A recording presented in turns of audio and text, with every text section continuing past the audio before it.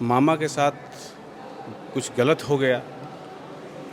गलत ये हुआ, मेरे मामा जी को बुलाते हैं और बुलाने के बाद उनका पहले मोबाइल छीनते हैं। मोबाइल रखने के बाद कहते हैं कि 25,000 रुपया दो। जूता का दुकान में काम करते थे, डेली कमाते खाते थे और अपने बच्चे लोग को पालते थे। लगभग 3 बेटी हैं और 5 उनके बच्चे लोग भी हैं। इस बात को मैंने अल्पसंख्यक आयोग झारखंड सरकार के वहाँ तक मैंने बात को रखा है। और अभी ठीक है, जो अपराध किया है, चाहे अपराध किसी भी किस्म का है, पुलिस अगर उसको जेल भेजती है तो हम उसका स्वागत करते हैं। उसके पिताजी को फ़ोन करके और शाम में थाना बुलाने का क्या मतलब है? जोहार हज़ारीबाग, मैं फैज़ अनवर, आप देख रहे हैं जोहार हज़ारीबाग। हज़ारीबाग सदर थाना में एक मामला आया था जिसमें कुछ परिजनों ने आरोप लगाया है कि पुलिस के प्रेशर में आके एक वकील नामक व्यक्ति ने आत्महत्या कर ली। घटना 24 तारीख की है, जब उसके बेटे को पुलिस ने चोरी के इल्ज़ाम में जेल भेजा था। उसके बाद फिर 25 तारीख को वकील जी को पुलिस ने बुलाया था और उनका कहना है परिजनों का कि उनसे जो है कुछ पैसे की भी डिमांड की गई थी। इन्हीं सब आरोपों को लेकर आज कुछ परिजन जो हैं और कुछ समाज सेवी जो हैं हज़ारीबाग एसपी से मिलने आए हैं। आइए सुनते हैं हज़ारीबाग एसपी ने उन लोगों को क्या आश्वासन दिया और वो लोग क्या कह रहे हैं इस पूरे मामले को लेकर। क्या हुआ था एसपी के पास आप लोग आए आवेदन देने के लिए, क्या मैटर था? देखिए, दरअसल मामला ये है कि मेरा परिचय हुआ, मैं ओबीसी कांग्रेस का जिला अध्यक्ष हूँ, खूंटी जिला का। ठीक है, मैं रहने वाला खूंटी का हूँ। मेरा मामा के साथ कुछ गलत हो गया। गलत ये हुआ कि आज से 24 तारीख को मेरा मामा का बेटा अल्ताफ़ आलम को चोरी का मामला में, मात्र महज 1500 रुपये चोरी के मामला में, ठीक है ना, उनको अब क्या सच्चाई है, चोरी है कि नहीं है, कि जांच का विषय है, उनको चालान कर दिया गया। उनको चालान करके जेल भेज दिया गया। चलिए ठीक है, वो चालान चला गया, उससे उतना ये नहीं है। लेकिन जो सदर थाना के रमेश हजाम जो हैं, रमेश हजाम वहाँ का शायद एसआई है या कुछ है, सब इंस्पेक्टर है। वो लगभग 5-6 बजे शाम में मेरे मामा जी को बुलाते हैं और बुलाने के बाद उनका पहले मोबाइल छीनते हैं। मोबाइल रखने के बाद कहते हैं कि 25,000 रुपया दो। ठीक है, 25,000 रुपये, वो काफ़ी गरीब है, आप लोग घर भी जाके देख सकते हैं क्या स्थिति है, दैनिक स्थिति क्या है, वो तो जानने वाली चीज़ें हैं। वो बोलते हैं कि हम 25,000 रुपये कहाँ से दे पाएंगे। तो उनके पॉकेट में 2,000 रुपये रहता है, फिर वो 2,000 रुपये वो ले लेते हैं। उसके बाद फिर मोबाइल देते हैं और उनको काफ़ी प्रताड़ित, मानसिक प्रताड़ित इतना किया जाता है कि वो घर आते हैं, 3 छोटी छोटी बेटियां हैं, बीमार वाइफ है और एक ये बच्चा, छोटा बच्चा 17 साल का ये बच्चा है, ये रहता है घर में। और जो उसको तो चालान ही कर दिया जाता है। वो आते हैं लगभग 11-12 बजे रात को और बहुत रोते हैं, इतना रोते हैं कि आज तक कभी हम 1 रुपया किसी का लिए दिए नहीं, और हमको बहुत जलील किया गया है पुलिस के द्वारा, नाम लेके बताया गया, बहुत जलील किया गया।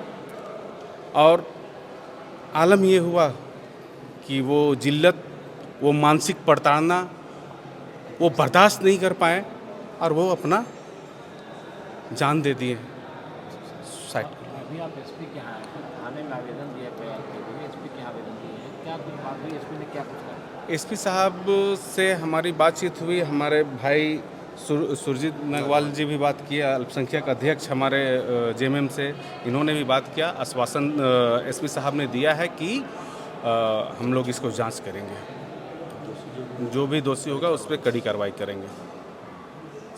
मुझे पता चला तो जो मृतक है मोहम्मद वकील खान साहब के घर मैंने गया और पूरा पता भी किया, उनके बच्चे से भी पता किया, उनके बेटा से भी पता किया। तो पता यही चला कि एक जो अल्ताफ़ नाम का जो लड़का था, वो सुंदरी मार्केट में किसी दुकान में काम करता था।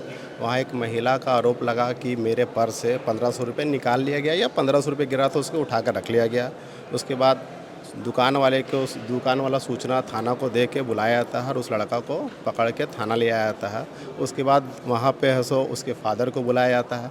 वो महिला जो आवेदक है खुद महिला बोली कि मुझे केस वेस नहीं करना है, आप सिर्फ मुझे पैसा दिलवा दिए, लड़का को फिर छोड़ दीजिए, छोटा सा पनिश करके छोड़ दिया। मगर उसके बाद भी उसको पैसा दिलाया गया। उसके बाद उस लड़के को दूसरा दिन फ्राइडे के दिन 25 तारीख को लगभग 12 साढ़े 12 बजे उसको ऐसो जेल भेज दिया जाता है।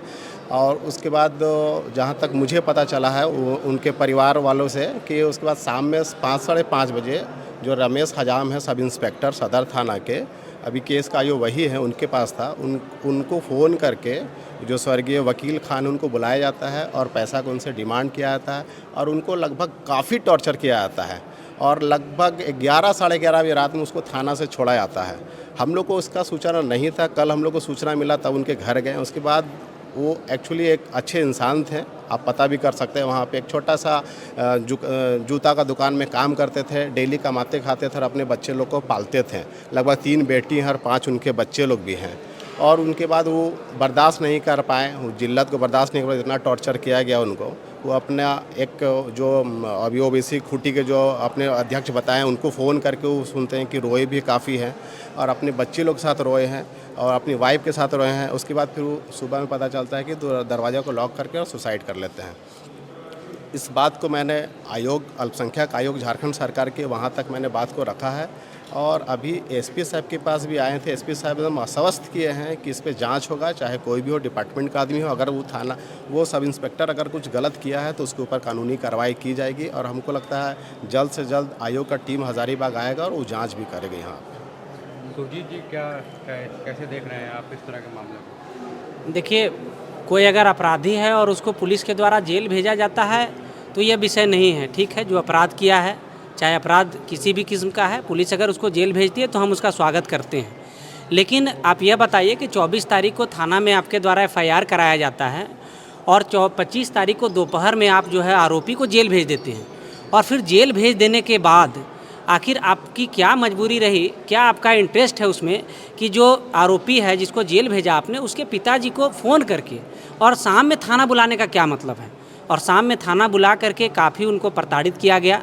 रमेश हजाम जो इस केस के आईओ हैं, उनका पूरा जो कैरेक्टर है पुलिस विभाग में वो काफ़ी संदिग्ध है और ख़ास करके इस घटना में पूरे जो मामला है उसमें ये जानबूझ करके उनको बुलाए और प्रताड़ित किए, उनसे मोबाइल छीन लिए।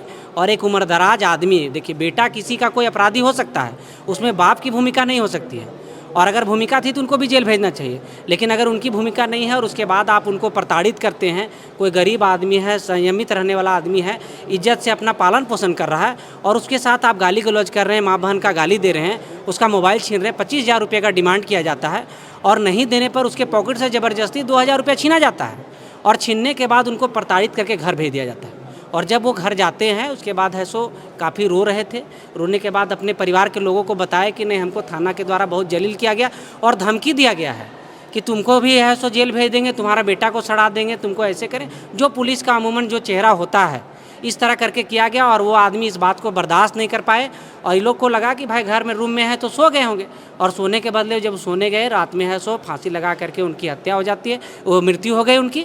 और उसके बाद देखिए पुलिस का जो बयान है, पुलिस का कहना है कि नहीं उनके बेटा को जेल भेजा गया इसलिए है सो आत्महत्या कर लिए। अरे भैया, अगर जेल भेजा गया तो 24 तारीख को आपने FIR किया है, 24 के रात को ही उनके पिताजी आत्महत्या कर लेते अगर जेल भेजने से उनको ये था।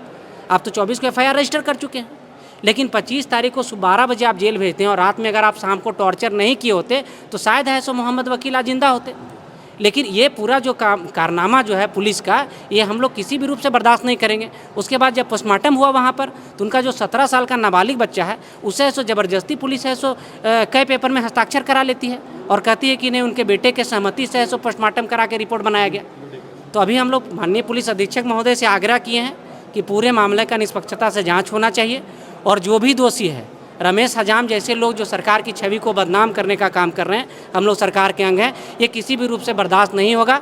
अभी आपने सुना कि अल्पसंख्यक आयोग के लोग आने वाले हैं, पीड़ित के परिवार के द्वारा माननीय मुख्यमंत्री जी को चिट्ठी लिखा गया है, चीफ जस्टिस को सूचना दी गई है, चिट्ठी लिख करके दी गई है, मानवाधिकार आयोग, महिला आयोग, सभी जगह इन्होंने अपनी व्यथा को कहा है और हम लोग इस लड़ाई को अंजाम तक ले जाएंगे। और रमेश हज्जाम जैसे आदमी को जब तक जो है सो पनिश नहीं करवाते हैं, ताकि कल होकर के कोई भी गरीब आदमी उनके जैसा, अगर आज हम लोग उनको छोड़ दिए तो निश्चित तौर पर यह हादसा दूसरे के साथ ना हो, इसके लिए हम लोग इस लड़ाई को अंजाम तक पहुँचाने के लिए जारी रखेंगे। देख रहे हैं देखिए, सारी बातें हमारे भाइयों ने रख दी। मैं बस इतना ही कहना चाहूँगा कि अगर कोई दोषी था, चोर था, तो उसको तो आपने जेल भेज दिया, तो अब उनके गार्जियन को, उनके पिता को बुलाकर टॉर्चर करने का क्या उचित बनता है? कहीं ना कहीं पुलिस पर शक, उनकी मंशा अच्छी नहीं है, समझ में आ रहा है। इसी को लेकर हम लोग आज एसपी महोदय से मिले और हम लोगों को एसपी साहब से काफ़ी उम्मीद है। उन्होंने कहा है इसका निष्पक्ष जाँच करेंगे और उम्मीद करता हूँ कि जाँच होगी और दोषी को सज़ा दिया जाएगा।